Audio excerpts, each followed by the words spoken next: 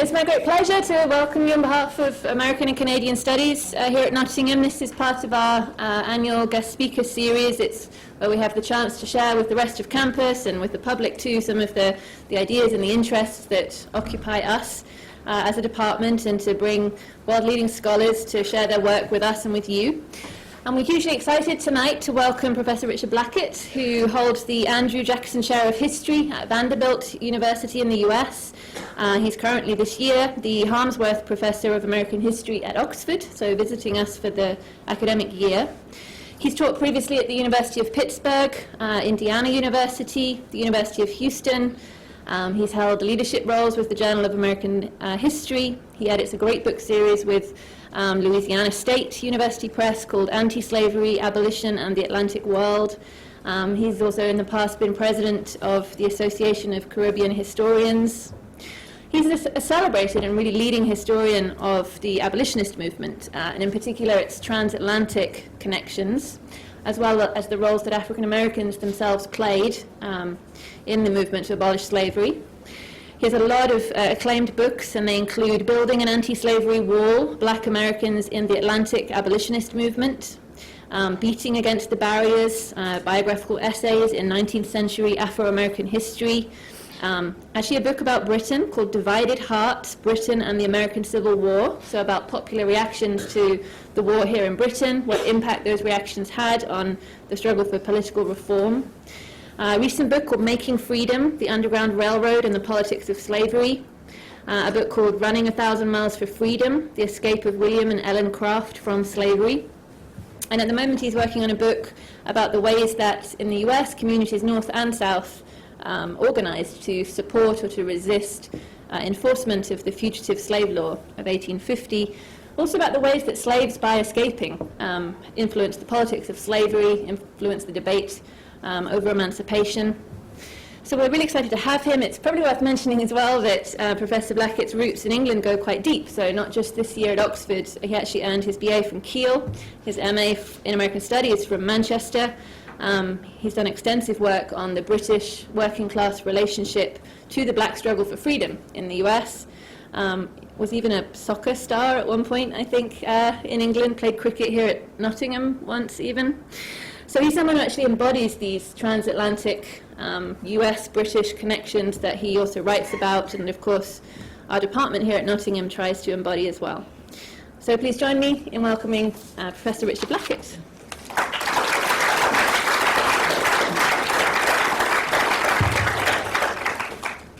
Thank you, Zoe. That was very generous. It's good to be back in Nottingham after a long time.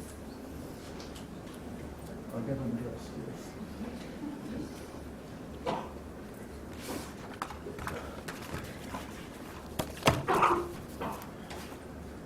I am, as Zoe mentioned, in the midst of this beast of a project, of a book that I'm writing that tries to understand how communities organize to resist or support the enforcement of what is, I think, in the history of American jurisprudence, one of the most horrendous and oppressive laws that have ever been passed by any Congress or Senate in its history. So I think it changed the terms of the debate about slavery in the 1850s, that decade leading up to the Civil War. But as part of this project, I'm trying to understand how slaves themselves and their supporters within the belly of the beast, so to speak, actually attempted to undermine the system from within. So, as the title of the talk is, it's a tribute to Bob Marley, but it's another story. So emancipate yourself and the struggle for freedom. And I center it as an example today because I'm in the midst of thinking about these things in Louisville, Kentucky, just across the river from freedom, so to speak, from a free state, Indiana. Although many in the southern part of Indiana didn't consider it a free state in 1850. Okay. When James Armstrong crossed the Ohio River in a bid for freedom in October 1853, his master, James Rudd, responded immediately, sending 2 members of his family accompanied by a paid slave catcher in hot pursuit. Armstrong was caught and returned at a cost to Mr. Rudd of $135 in jail fees and other expenses. 2 months later, Armstrong was on the run again. This time he may have gotten further into Indiana, as his capture cost Rudd almost $300. Worried that Armstrong's action would have an effect on the disposition of his other 46 slaves, and clearly peeved by his determination to be free, Rudd sold a recalcitrant slave for $1,600, making a handsome profit, all things considered. Armstrong escaped from just outside Louisville, Kentucky, bringing to sharp relief a number of issues associated with the flight of enslaved from the area and along the border between slavery and freedom. Armstrong, it seemed, had taken the initiative to flee his master, to emancipate himself, or what one other Kentucky slave called to make self-emancipation. The sheer volume of advertisements offering rewards for escaped slaves published in Louisville newspapers speak to the determination of slaves to be free, or at least to put some distance between themselves and their masters. In the wake of the 1850 Fugitive Slave Law and the rising political tensions over slavery, slaves by their actions inserted themselves into the debate over the future of slavery. There's no way of telling if Armstrong had a destination in mind when he set out. Some evidence from other areas along the divide between slavery and freedom suggests that slaves were determined to remain in relatively close contact with those they left behind, and so opted to settle a safe distance away from the places of their enslavement, the places that they knew. But it is also clear that many were determined to reach the safety of Canada. Word of the Canadian refuge and the best ways of getting there filtered back across the divide through word of mouth and through letters written by fugitives to family and friends who were left behind. There are named slaves who escaped only to return a few months later from what one newspaper described as a brief visit, could have carried word of the benefits of freedom in a free state or Canada. Moses Band and Shadrach Henderson, who I would return to later, returned to the area from Canada in late 1853. According to one Cincinnati newspaper, their aim was to assist some colored friends off by the underground line. The authorities did everything they could to stem the flow of letters from Canada.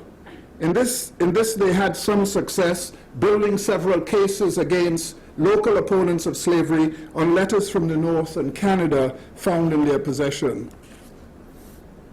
When a local police raided the home of John Long, a white dyer and scourer who had agreed to help Alfred escape, they found a cigarette box filled with letters from Westport and Clitheroe in Ohio, from Long's brother asking for a description of Alfred so he could write a free pass which would allow Alfred to travel to Canada. Whatever the source of the information, it is clear slaves were well informed. One correspondent of a Massachusetts newspaper recalled a conversation with a Louisville slave in his hotel room who asked him if he had ever been to Canada. The slave was convinced that African Americans living there looked, as he said, right smart. The slave also spoke of efforts by the local authorities to disabuse slaves of the belief in the benefits of freedom in Canada, which in the case of this slave obviously fell on deaf ears. In Canada, slaves were told fugitives are so near starved that they have to eat one another. That's a quote. Something the slave dismissively observed they were told to keep them from running away. There's ample evidence to suggest that many of those who left for Canada made it, some traveling there directly, others after layovers in either Indiana or Ohio. 3 unnamed slaves who had hired out their time as wood choppers and who, it was reported, made considerable money by extra work, much of which they were allowed to keep, crossed the river in a skiff in June 1852. They were traced by slave catchers to Kingstown, east of Indianapolis, and here I want you to imagine my imaginary PowerPoint. So that's Indianapolis up there. I'll have lots of reference to keep that in mind as we go ahead. But gave their pursuers the slip and headed to Toledo, which is on the map, where they boarded a boat for Detroit. In an effort to head them off, their pursuers sent a telegram to a deputy sheriff in Detroit who responded that the fugitives, who he erroneously believed were fugitives from justice rather than slavery, had been taken into custody. When the catchers arrived in Detroit, however, they were informed, much to their dismay, that the slaves had broken out of jail and crossed into Canada with the support of a large crowd of what was described as excited colored people. One rather incredulous local editor in Louisville reported that the slave catchers returned empty-handed and with what he said was a poor opinion of the strength of Detroit jails. Incidents like this were given ample coverage in the local newspapers, which could only have added to the appeal of Canada among slaves contemplating escape. But if some slaves took the initiative to escape and did so without the aid of others, all the evidence points to the existence of a group of individuals, white and black, men and women, free and enslaved, some who lived in the city and others who were outsiders, all of whom played a pivotal supportive role. Some acted alone, others as part of a wider but amorphous network which proved as difficult for local authorities to pin down as it has for historians trying to unravel the complexities of this form of resistance to slavery. At least authorities were convinced of the existence of a clandestine organization operating in their midst. But try as they might, they were frustrated in their efforts to bring the ring of conspirators to justice. They did have some success in bringing individuals to heel, but the goal of destroying the ring proved singularly elusive. Knowing the dangers involved, these individuals may have deliberately avoided the creation of a formally structured organization and instead chose to act in small groups that disbanded soon after a job was completed. It is also very likely that the existence of such an organization was nothing more than the figment of the imagination of those who felt themselves under siege. But no impartial observer could have dismissed the pattern and frequency of escapes without coming to a reasonable conclusion that there must have been some measure of coordination among slavery's opponents. It is the nature of that coordination that proved so elusive and at times drove the authorities to distraction. The frustration is evident in the tone of editorial observation. Our city, one newspaper lamented, seems infested with a class of Negro stealers who are becoming very obnoxious, as opposed to what they were before. Later, the editor spoke of the existence of what he called a gang of scoundrels who are engaged in the running off of Negroes. There were slaves who helped other slaves to escape, yet decided to remain behind. Leonard, a slave of John Moore, who was accused of helping old Ben escape. In an effort not to raise suspicion, Ben was to cross the river in the company of a group of white boys. While the authorities were able to stymie the efforts of Leonard and Ben, they consistently failed to unravel the scheme of Ralph, the slave of the leading bishop of Louisville, who for many years was suspected of helping slaves escape. Slaves were also accused of harboring slaves from other parts of the state and the city. There were white women and men as well as free blacks who aided escapes. There seems to have been some coordination between them, but its extent and duration is not always easy to determine. Mary Affleck, a white dressmaker, was accused in 1854 of enticing Henry to escape. Evidently, Affleck bought 2 train tickets under the name of Mrs. Watts from the agent of the Jeffersonville Railroad, which is just across in Indiana, and made arrangements for a hack to pick up Henry near dawn and take him to the ferry. It is not clear what went wrong, but Henry was caught and Affleck arrested for what one newspaper called the latest and cutest abolitionist dodge. When Affleck's home was searched, the police found receipts for a box and 2 trunks which were to be sent to Canada. The fact that Affleck bought 2 train tickets suggests she or someone else may have intended to travel with Henry. If she did, it raises questions about a possible relationship that went beyond simply aiding a slave to escape. The sort of relationship which, as we shall see, flew in the face of both law and convention. Henry and Mary Messler, a white couple, were accused of harboring a slave in their home for 3 weeks before he was discovered by police. Both reports implied they were waiting for an opportunity to get a slave across the river.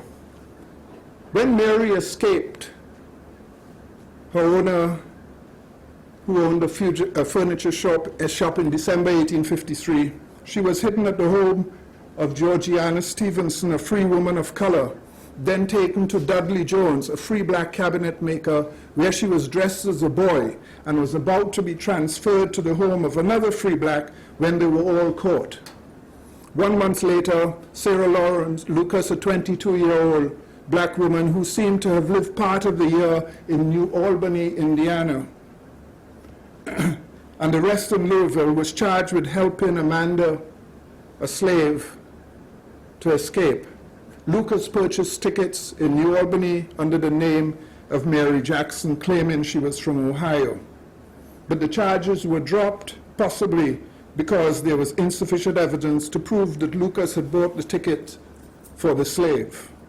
As a precaution, the court held Lucas over for good behavior for 1 year at $500, a considerable sum of money. Holding someone over to good behavior was standard practice in cases where the evidence of collusion was inconclusive. It was also an expression of the levels of frustration on the part of the authorities. No one frustrated local authorities more than James Cunningham, a musician and a man of considerable means, described by one local newspaper as the well-known professor of the polite art of dancing. For years, Cunningham had provided entertainment on passenger boats traveling the Ohio River, and it appeared used his connections on each side of the river to assist slaves to escape. He was suspected in many of the prominent escapes in the early part of the 1850s, including that of James Armstrong that I opened the talk with, whose clothes were found at his home. He was also suspected of being involved with both Moses Brand and Shadrach Henderson, who I also mentioned. Try as they may, the authorities could not lay the ropes on him, as one reporter quaintly put it. When in 1854 Cunningham visited the court to see a friend, a rather brazen act of defiance, knowing he was under scrutiny, he was arrested on suspicion of aiding an unspecified number of slaves to escape. It is clear it was an act of desperation, for the police had no evidence to tie Cunningham to any specific escape, and so chose instead to arrest him for assisting unnamed slaves to flee. Not surprisingly, the case was dismissed, but in an effort to intimidate Cunningham, he was forced to post a bail, again of $500, to be on good behavior for 1 year.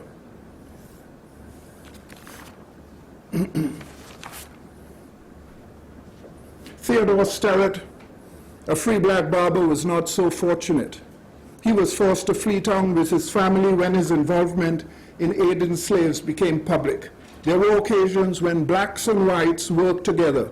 The police had William Lewis, a white 45-year-old carpenter, and Dick Buckner, a free black laborer, under surveillance for some time after the escape of a slave woman, the stepdaughter of Buckner and her child, in February 1858. A trunk load of women's clothes was found in Lewis's room. At Buckner's, police found several tickets and a carpet bag for clothes, a Bible belonging to a man who had fled with his wife to Canada earlier, as well as letters from another fugitive slave from Kentucky, now living in Canada, thanking Buckner for sending him a cloak. They also found a book listing the names of a number, and this is important, these records were kept. Why, I don't know. They found a book listing the names of a number of slaves, many of whom had escaped recently. Both Lewis and Buckner were described by one newspaper as active agents of the Republican Party and what we call conductors of the Underground Railroad. Although there is no word of what became of Lewis, Buckner was sentenced to 2 years in the state penitentiary. Cases like these, which involve cooperation between men and women across racial lines, pushed up against the laws, rules, and traditions laid down by slave societies, as well as grated on the racial sensibilities, as they frequently involve amorous relationships which threaten to undermine the racial order. And like all good lectures, I am now going to introduce some sex. So be prepared. They also the reports of Lewis's involvement in the escape took pains to point out that he was seen frequently with black women in public, many of whom visited his rooms. The description got so graphic that the judge felt the need to step in and stop what he thought was unnecessary and prurient details. Within a year, the city, much to this historian's lament, within a year, the city police found themselves involved in another fugitive slave case, which involved proven sexual relationships across the color line. Rachel, 20, and the only slave of Mr. Whittley, escaped to Canada in 1856 with the assistance of a man called George Cope, a well-known white city grocer. The evidence suggests that Rachel took in Washington for Cope, but there was evidently more to the relationship. Rachel was a frequent visitor to Cope's home and shop, and according to some witnesses, spent an inordinate amount of time in Cope's room. Cope would later insist she had become, in what I think is the most beautiful phrase I have come across, his wife under heaven. I've always tried that at home. It never works. Cope and Rachel planned to escape with an understanding that once the anxiety caused by her escape had blown over, he would sell his business and join her in Canada. Cope may have been deceived, for when months later Rachel's owner met her in Canada in an attempt to persuade her to return, she handed over Cope's letters, although she refused to return. These letters became the basis for the master's suit against Cope for assisting the slave to escape. The case did not come to trial until early 1859. But the jury deadlocked, according to one wag, because there were too many, what the newspaper described as amalgamating and kidnapping difficulties.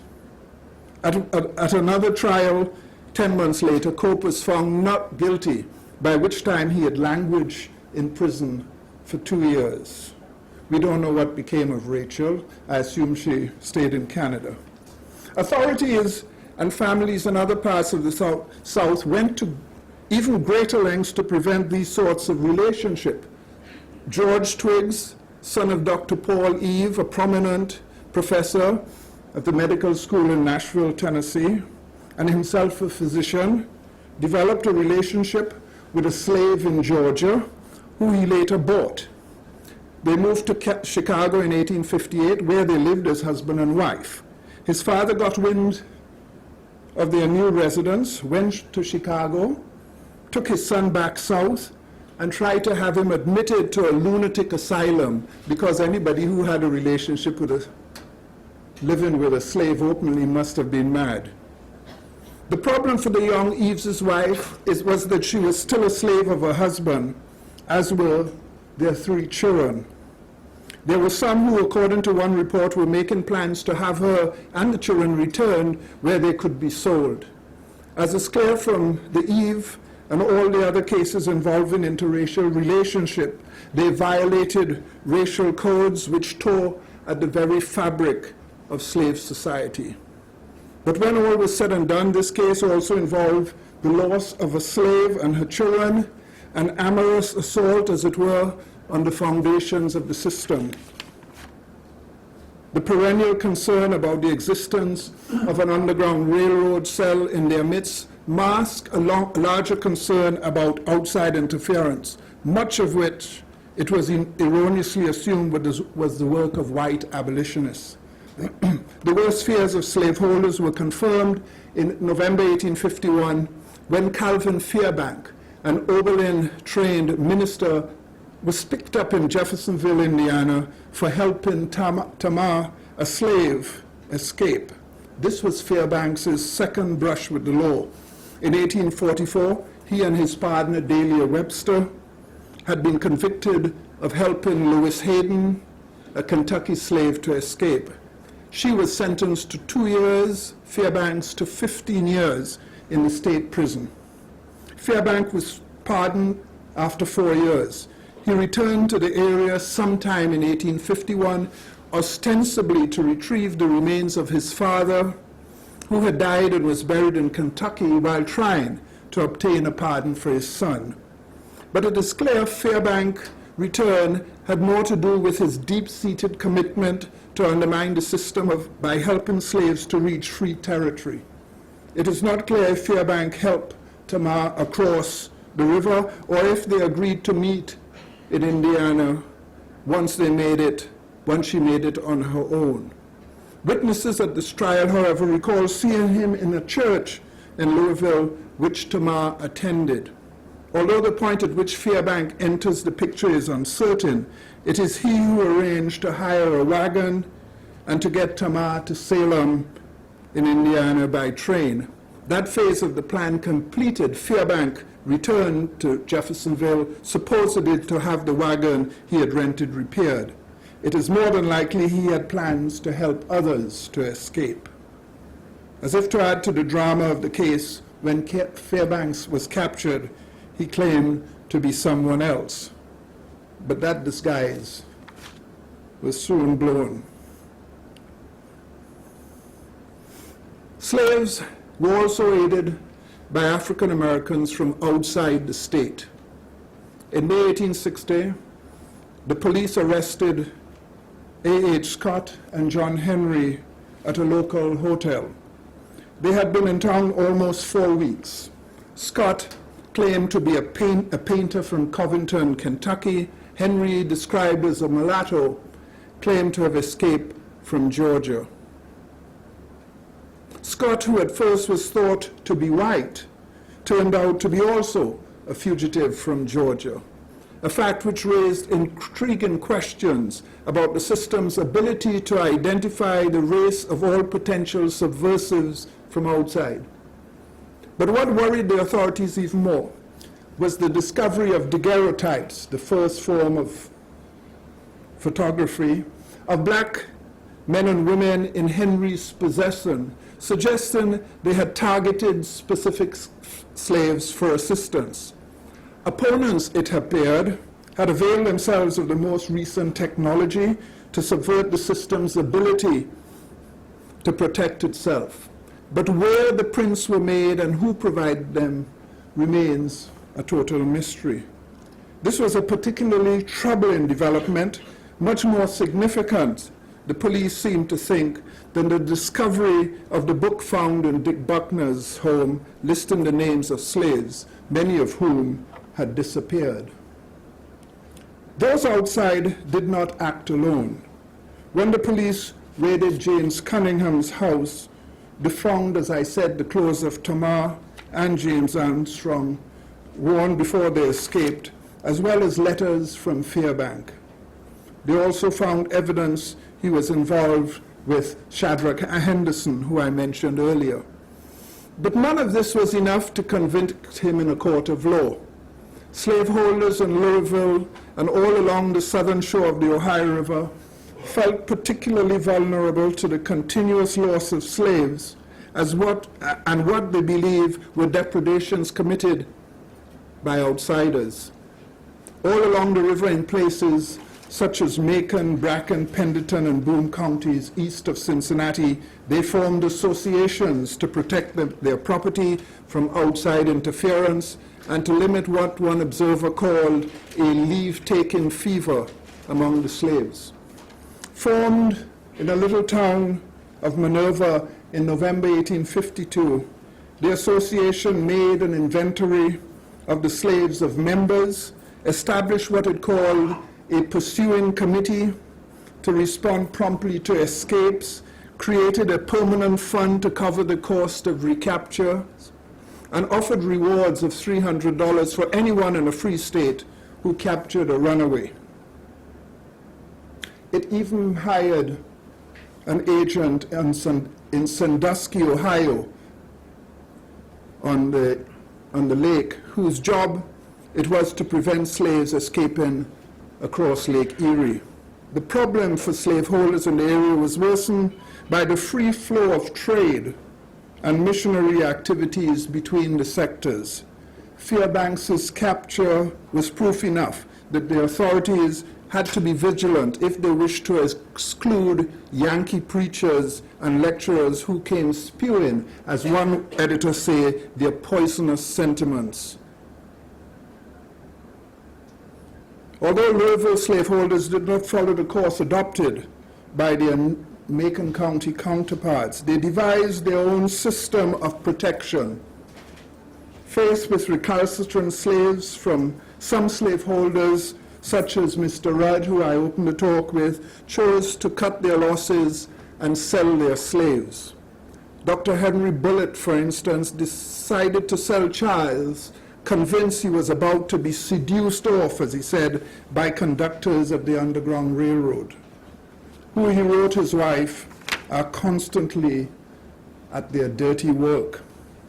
These individual precautions were reinforced by an extensive policing system developed over the years. By the mid-1850s, there was a police chief, a night police division, as well as several detectives. There were also watchmen and sheriffs. These were complemented by a wide array of sentries, captains, and clerks on steamers, and neighborhood informants, all of whom had the power to stop and apprehend suspects.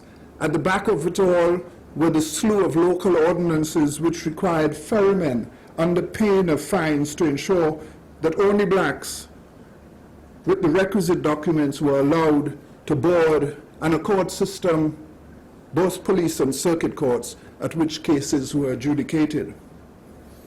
In the fall of 1853, Jim, a slave of Mr. Thompson, was caught by local police officers on his way to the river.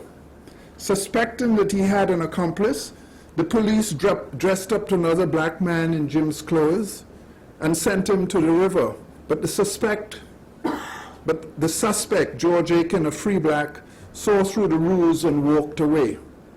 He was brought to police court anyway, but could not be tied directly to the case, and so was released with bail set at $500.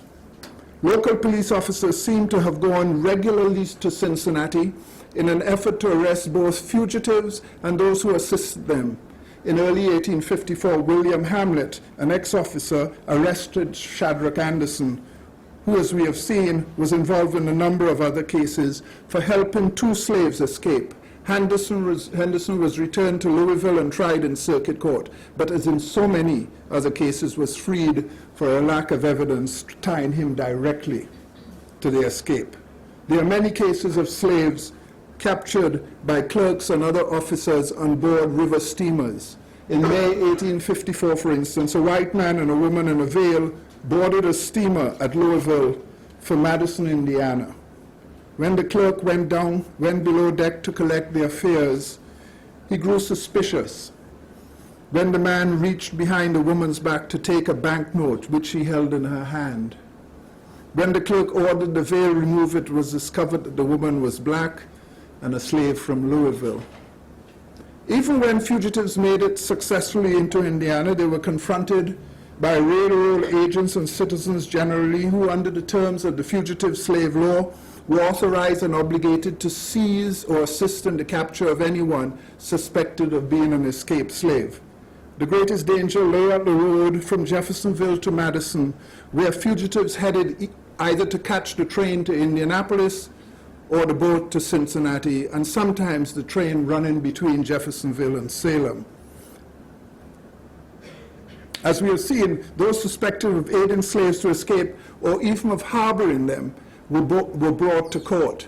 While the courts played a pivotal role in defending the system, some consider it the last line of defense, the rate at which subjects were convicted was surprisingly low.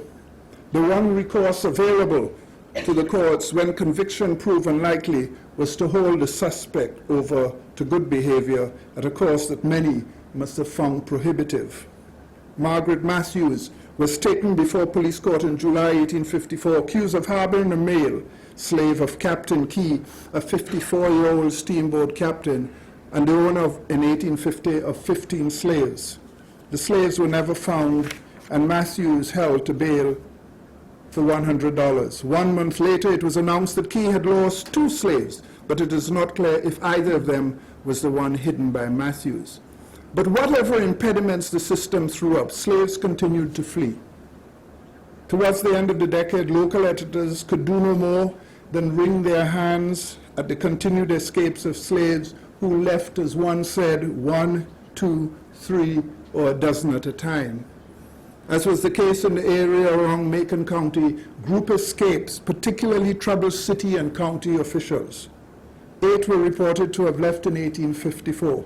Not all attempts were successful. In fact, a significant number who fled were recaptured in southern Indiana. But the planning and the persistence of those like Henry, his wife Violette, and their 2 children who were owned by different masters, and their accomplice, an unnamed enslaved hackman, testified to the determination and the planning that went into escapes. Such persistence in the face of considerable impediments thrown up by the system in the city and across the river, as well as efforts of slaveholders to hold on to their property, increased the cost of doing business in the city. Not only did the cost of reclaiming a slave increase over the decade, as Rudd discovered, but slaveholders in adjoining counties were growing reluctant to hire their slaves in Louisville, which by 1856, one observer calculated, resulted in what he called a great advance in the price of hire and slaves this season. But by their actions, slaves who decided to escape and those who came to their support together created what slaveholders believe was a local and organized arm of the Underground Railroad. Such actions influenced the terms of the debate over the future of slavery both locally and across the state, as well as over the line of the slavery divide. Where formerly such activities were seen as subversive, but one that could be controlled locally, by the middle of the decade, the increasing number of attempted flights came to be interpreted as the work of a secret group of abolitionists in their midst, spurred on by the Republican Party and Free Soil opponents in the North. Working in tandem, there were, one editor declared, the curse of the South.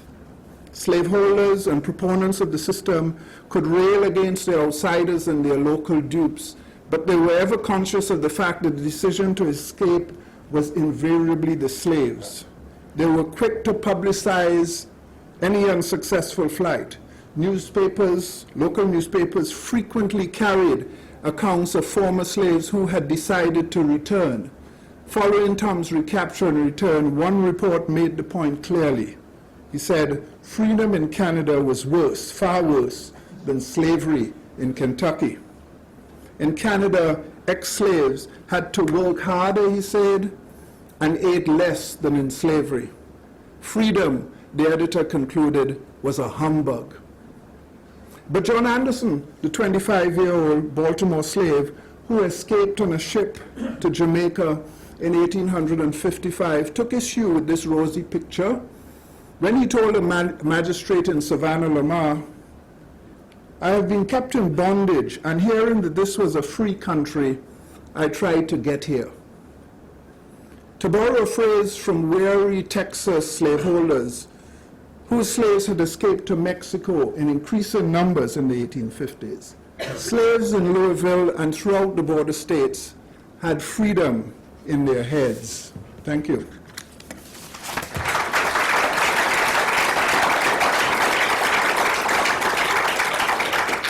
We have time for for questions, and just while people are gathering their thoughts, I guess, and coming up with questions, I thought I might throw out, I guess, just three, questions or topics, and maybe you could feel free to respond to any or all of them.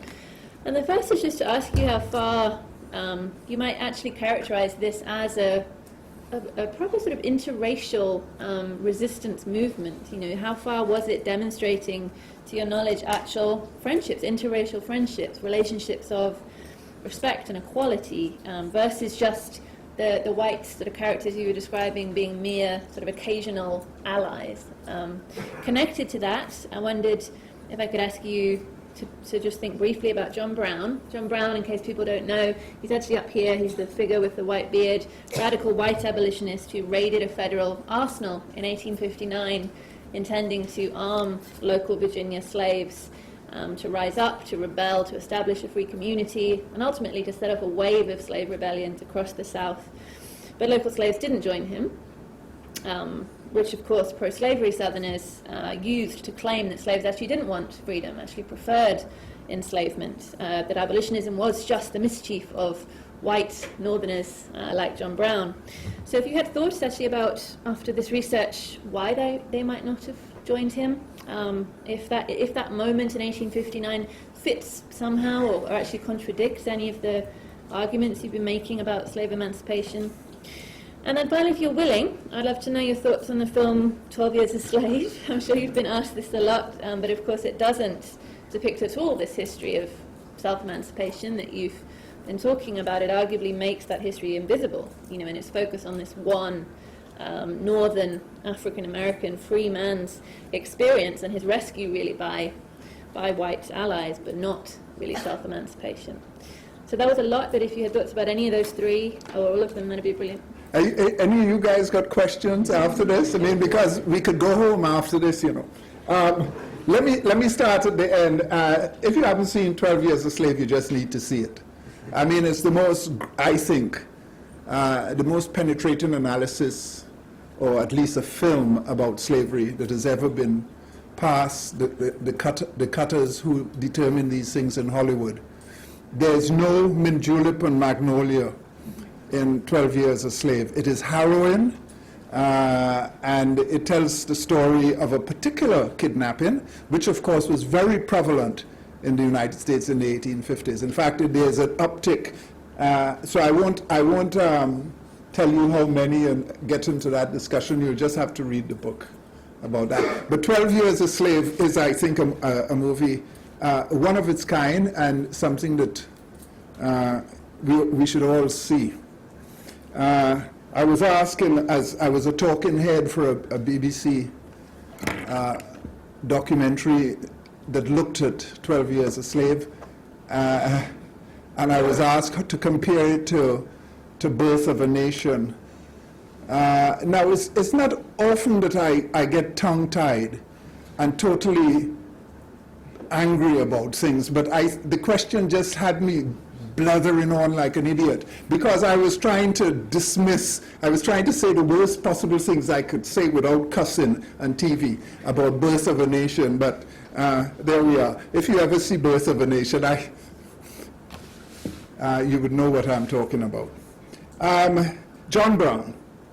I don't know how many of you all attended David Bright's lecture, but he organized a few years ago 50th anniversary on the raid on Harper's Ferry, and it was a very interesting conference, because there were some people who thought that John Brown was the first terrorist, and other people who were so enamored of John Brown that they tried to pretend they were acolytes of John Brown. And then there were historians and literary critics who overanalyzed everything. But John Brown, for those of you who know him, was a practical abolitionist. He believed that talking had gone too far, and somebody should just shoot somebody else. And it should be slaveholders who should get shot, and he was called by God to do it. And anytime somebody tells you you're called by God, you should leave the room. So he was slightly, for all my praise of John Brown, it's clear that he let me put it this way, the elevator didn't go up to the top floor with old John Brown. But the unfortunate thing about his plan is that Harper's Ferry, there are very few slaves around Harper's Ferry to escape. They would have had to come from a considerable distance. Not only that, but Harper's Ferry, if you know the geography, and here I'll point to my thing, Harper's Ferry is just a few miles away from Washington, D.C. So the national government is even closer to Harper's Ferry than the government in Richmond, which is the state capital. And it means that federal forces were sent out very quickly after word got down that the arsenal had been taken by an abolitionist. And the man who led the capture of John Brown was Robert E. Lee, who becomes the leader of the Confederate military during the Civil War. So I don't think John Brown had much chance. So in that sense, Frederick Douglass was absolutely correct. John, don't do it, he said to him. Of course, for us people sitting 100-odd years later, we think that old Douglass had a sense of his own survival. That he did.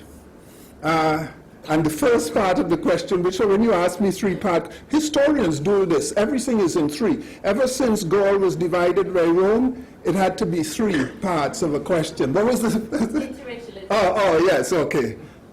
Obviously, this is triggered by my section here.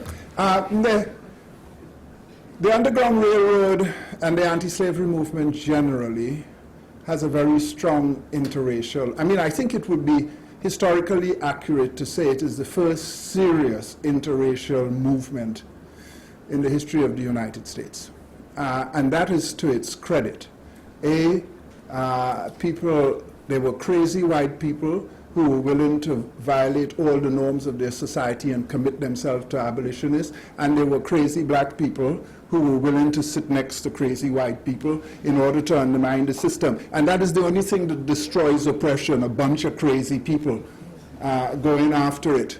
And the symbol of that, of course, is in our man Douglass and his white and white women in the movement. In the 1840s, not long after Douglass returned from England, he and two white women,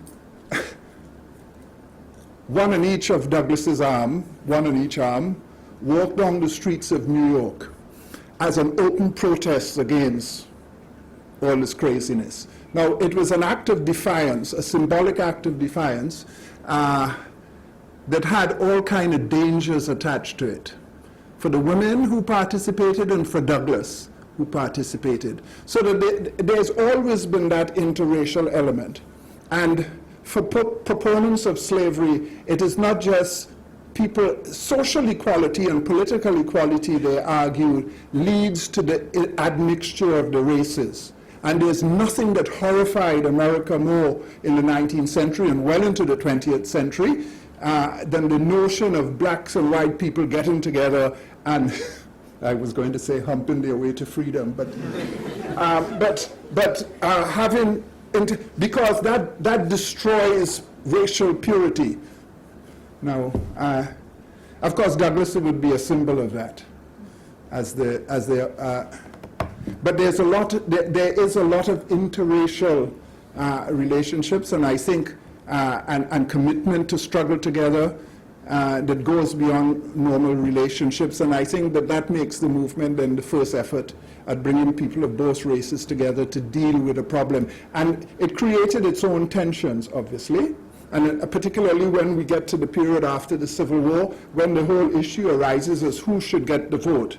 And the white women who were allies of Douglass find themselves at loggerheads because Douglass is saying, no, we must first let black men vote. And then we could talk about this other thing later on. And the women are saying, hell no, we should all get the vote. And of course, they don't all get the vote. So that it caused Douglass a lot of heartache and divisions among old friends. But that is a movement that had, I think, that interracial element of it is an important part of it. But we ought not to play on that too much, because that I think one of the lessons, hopefully, one of the points I was trying to make in the talk is that much of the initiative for this comes from the slaves themselves, who make a decision to leave. And that, I think, is absolutely crucial. So if there's one message I want you to take away from all of this, is that you have to first look at the slaves and see what they're doing in order to understand what they think about freedom. More questions from anyone? Yes? I've got another three-part question. Oh, dear. It's all to do with money. The chap at the very beginning who paid, was it $300 to have a slave and a free capture? First of all, how much these slaves cost? What was that? Well, when he sold him for $1,600. Right. So he, as they say as we would have said in the 1960s, he seized the capitalist moment and made money. Not only is he making money, but he is getting rid of a pain. Because, I mean, Rudd taking this man back into his household means that he now has a symbol of defiance for other slaves to emulate. And that's not good for him. That's not good business. So he sells him. And slaves were selling at a premium in the middle 1850s. So anybody who has their laptop out, you see, like those people, can go in and convert $1,600 to modern money. And you're talking about a lot of money. $40,000.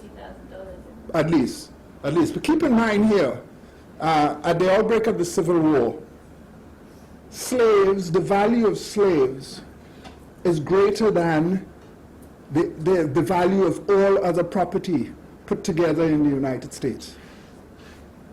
So that when you lose a slave, it is a lot of money. It's a lot of money because it's a lot of money that is generationally transmitted as well. Because, you know, you could pass these people on to your children, and it's like your house and your dog and your car and whatever it is. So this is a major, it's a lot of money. So the second part follows from that, really. When these people were bound over to good behaviour Uh-huh. for sort of $500, how significant was that? Was that like a year's wages, 10 years' wages? How much? No, it's if you made $600 a year in 1850s, you were in a pretty substantial position. So no, that's a lot of money, and it means that anytime the system suspects that you have violated the terms of that order, that's a lot of money. You will end up in prison, state penitentiary, very often. So no, this is a warning. And the system found ways to quiet opposition. There was a free black minister in a little town in Maryland, a man called Reverend Green, who was married to a slave woman. So that means the offsprings were slaves. So one of his sons, by the same name, escaped to Canada and wrote his father a letter saying, "I've arrived. I made lots of good friends on the way. And you know those two slaves that we were talking about, tell them this is a good time to escape because we're ready for them." Now, the authorities knew that every slave that escaped from this area passed outside the Reverend Green's house. I mean, it's like you could follow their footsteps. So they suspected he must have been involved. So they raided his house. What they found in his house is very interesting. They found a letter from his son, who also included a map with lines of possible routes to escape, a train timetable to get to Canada. So they dragged the poor Reverend into court. They couldn't hang it on him. They said there was no evidence, but in the raid they found a copy of Uncle Tom's Cabin, and they put him away under an old 1841 law for over 10 years for having a copy of Uncle Tom's Cabin in his house. So the next time you pick up a book to read, remember, books are significant. And they could be subversive, and they could land you in trouble, because Mr. Green got put an old man away for 10 years for having a copy. There was no evidence that he had read it, like many books I have in my house. But he had the book in his house, and that made him, that violated the law. So what's your third? The final bit was, yes, if you were committed to good behaviour and didn't obey, then you couldn't pay this massive amount of money. In the slammer. What sort of sentences were they? Oh, well, it's at the discretion. There's no law that says it's the discretion of the judge. If the judge had caught Cunningham, the musician, violating his probation, so to speak, he'd have been put away for a long time, like Mr. Green. There's no doubt about it. Because the system had to make an example of people. And there are, if you go through the prison records of the state penitentiary records of all of those southern states, it's amazing the number of people who are away for extended periods of time for helping, under suspicion of helping slaves to escape. So the court is important, yeah? And then I'll come to you after, yeah? Okay. Yes. Yes, right. Is the slave resistance that you've described this evening a form of class conflict? Yes. Yes. But it's class conflict that reaches across it's hard. The whites who support, who aid and abet these sorts of escapes are not people of standing in the society. They are also working class people, as well as the free black population. I have not come across anybody who could be described either from the census records or the city directories as being people of substance in that sense. So it is a kind of working class. Yes. Yeah, I'm very interested to hear you say it, because I find it very difficult to get people to believe that fugitive slaves are expressing a kind of class conflict. And I don't find it in much of the literature on this sort of the subject. And it's something that I've been trying to push for about 20 years. Yes. We've had this. I think we've had this discussion. Yes, sometime. But it is. Do you say so in your books? Well, I better now, John, because they might ask you to review it, and it's yes. But I think if you do think that, I think it's incumbent on us all to say so loud and Yes. Every one of the people that I have identified so far, as I said, are not people that you would find in the city directory, with the exception of the guy who fell in love with old Rachel. And then, sex has no class barrier, if you see what I mean. Yes, but I would think that would be the one exception. Yes?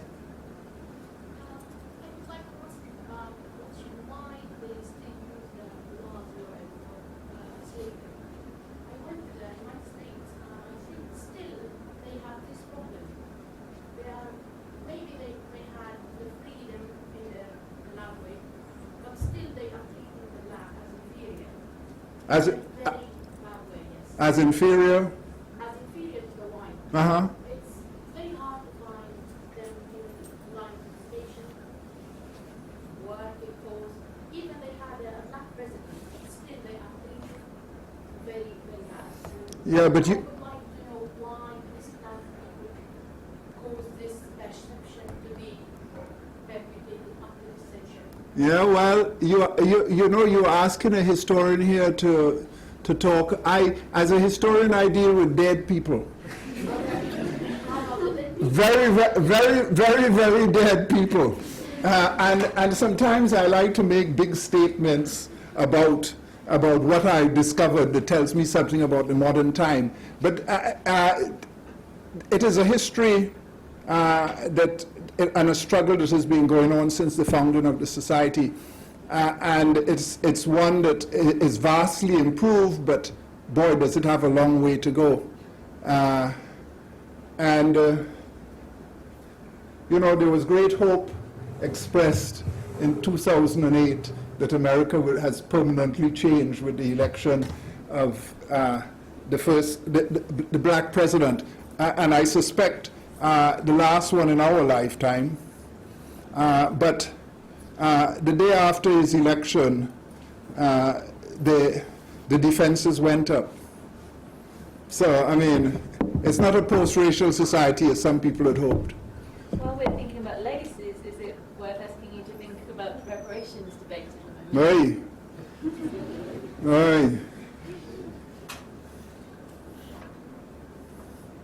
The reparations debate is a difficult one to address, because if America all of a sudden next week decides that white America did a terrible thing to black people, and therefore there should be some kind of reparations, how would I fit into this? I'm a foreigner. Now, if the Trinidad government decides, if the English government decides to give reparations to black people of Trinidad or Jamaica or some Barbados, now that might be a different issue. So I think in the American case it is very difficult to address that question, because people say half the white population wasn't even here. That's the response. Yeah. My grandfather was born in Dublin. What the hell do I have to do with any of this? So it's a political problem that has very few means of resolution. That is the problem. Of whether it is morally the best thing to do. I mean, practically it becomes a very, very thing to put into effect, and that is what I think the problem is. And anyhow, I think that distracts us from the larger present-day struggles anyway. You know? Yeah, you're gonna. I'm not a historian, so I just have one question. That is a hell of an apology, and then you're going to come with some blistering question about that. Yeah, okay. I'm interested in your choice of image for this. I don't know the image. I might be the only person in the room who doesn't know the image, but it looks very Mapplethorpe-esque. Mapplethorpe-esque, yes. My word. Yes. Let me say, it ain't mine.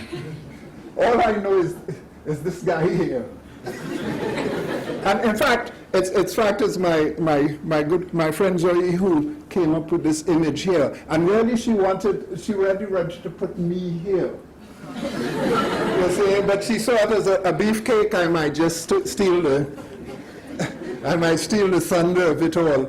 But it is a modern. You want to talk about the image a little bit? It's a mural. It's in Detroit. It's by a Black Panther affiliated artist called Leroy Foster from the late 1970s, 78 I think.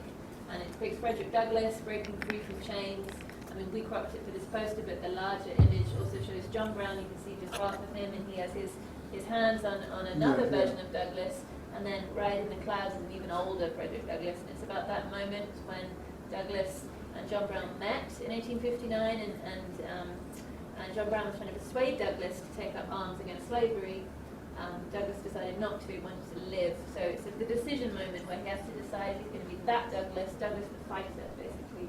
Yeah. Black Power Douglass, Huey Newton, Frederick Douglass, to sort of 19th century Huey Newton, or be the Douglass that you can't see here but is in the clouds, the wise man with the beard, the one who lived. So who is this person here? You know? This character? I don't know. Because I know it's an abolitionist. Right. But which one I don't? I know, I'm sure if I think about it, it's a very good image of somebody. Yeah, so, yes. I have 2 questions. Thank you. That's okay. The first one is, do you think that money for white people who helped the slaves to free them, do you think that they weren't prosecuted because black people couldn't feed evidence against white people? And the second question is, when they established the freedom bureau, was it as simple as, okay, everybody's free, and how did slave owners feel about the freedom bureau? Oh, wow. The second one is outside, but we could talk about it. But the first one is a good question.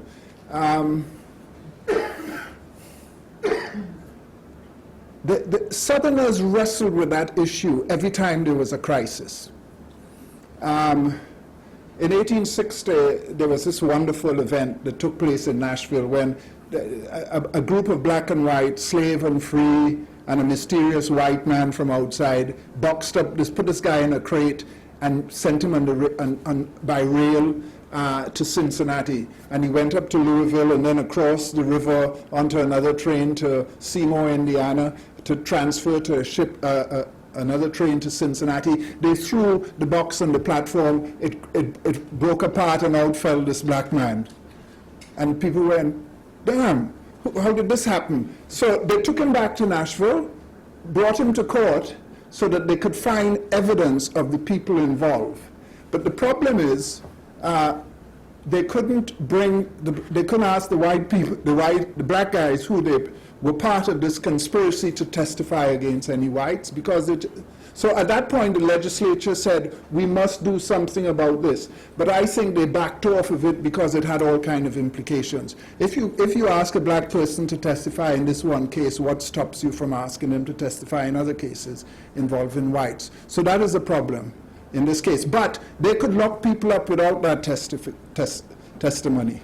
They didn't have to depend on it, because the penitentiary records would suggest that a large number of whites were imprisoned for helping slaves to escape. So on the Freedmen Bureau, that's, as they say, for another time. We have time maybe for one or two more. Yeah? Go ahead. I wonder if you could talk about any trends that you discovered in the sorts of people that were escaping.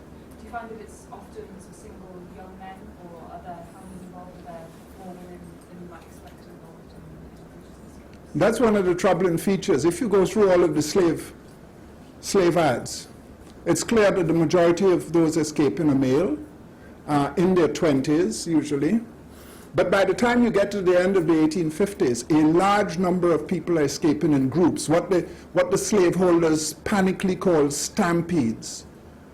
And I haven't quite been able to work out why people decided to do this. If they sort of just ran, like guys getting over the Berlin Wall, if they say, if 50 of us go over at one time, they can't catch all of us. So I don't know what is prompting it in the 1850s, but large numbers of these stampedes are occurring all along the divide. And also people are escaping increasingly in family units. And all the slave data sets suggest that is happening in increasing numbers in the late 1850s. So yes, it's not just, although the majority remain young men, there are large numbers of women, as well as large numbers of families escaping, and people escaping serially. So the wife goes first, and then 2 months later, here comes the husband, or the husband goes first, and then the wife comes along. And that pattern is happening increasingly in the 1850s. So it's an interesting, it tells you something about a lot of planning that is going on. Yeah? I was curious, you talked about migration to Mexico, Uh-huh. Canada, Jamaica. What about migration further afield? Did anyone try to get back to Africa? No, not that we know of. Lots of people there's significant numbers coming here to England. But not any. Well, there are people who went to Liberia, but those are not people who are escaping. Those are people who are freed, or who voluntarily, free blacks who voluntarily decide to go to Liberia to settle away from the United States. They have given up on the United States in that sense. But the point I'm trying to make is that anywhere there was free land, whether it is contested free land or not, slaves went. So if it's Canada, slaves ran away to the Indian nations of Kansas because that was seen as free territory. So anywhere, if you're a slave and there's free territory within easy reach, you're guaranteed to find escapes going on. The slaves in Texas sent their owners absolutely demented over fleeing to Mexico. You know, even if people could contemplate, and of course this is happening very early on in America's history, before even independence, folks were running away from South Carolina and Georgia to Florida, when Florida was a Spanish territory. So whenever the opportunity existed, slaves fled. to free territory. Happened all the time. I think you'll take one more. There's sort of, yes, you got the last question. It better be a good question, because beer is calling me, wine and beer. I didn't know if you do any sort of comparative studies, but I wondered if you thought about any kind of religious motivations for resistance.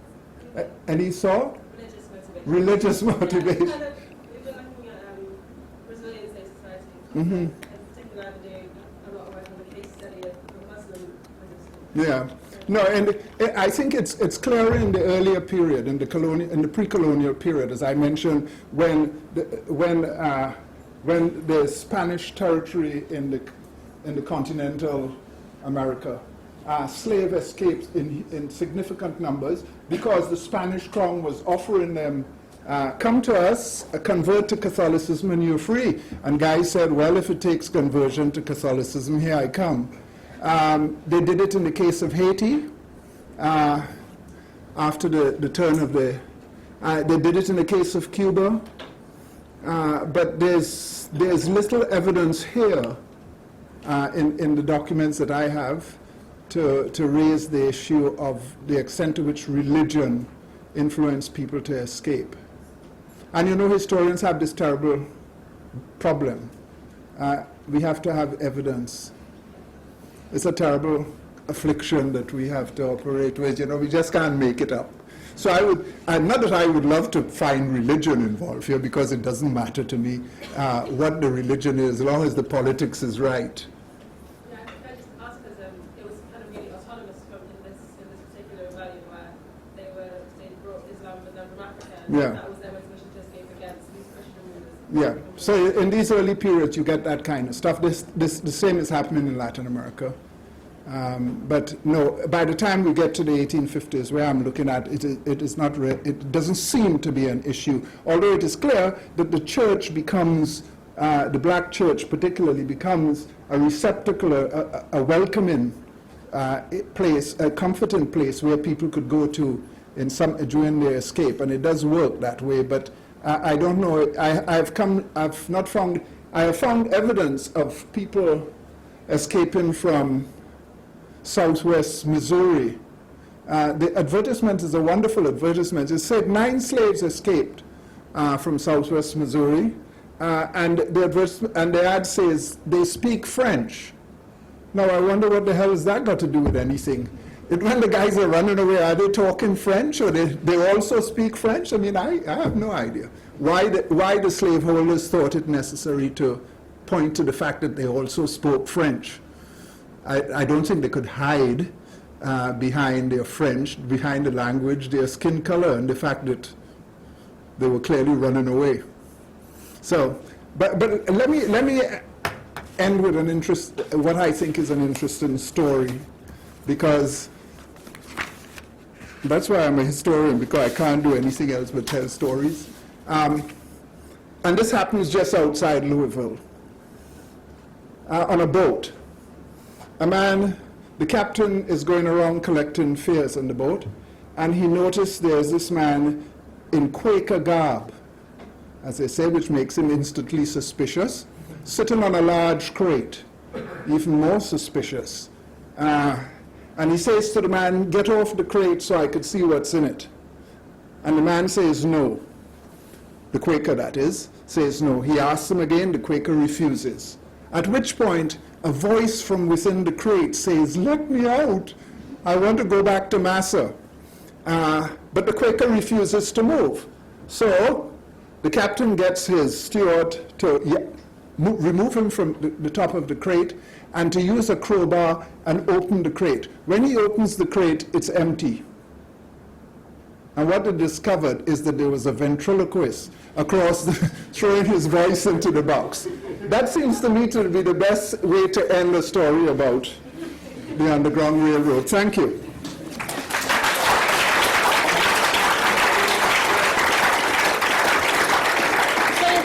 Richard Blackett again for spending the day with us and for a fascinating talk tonight, and we'll be here just for a few minutes if there are last people who have questions they'd like to come and ask Richard. Thank you.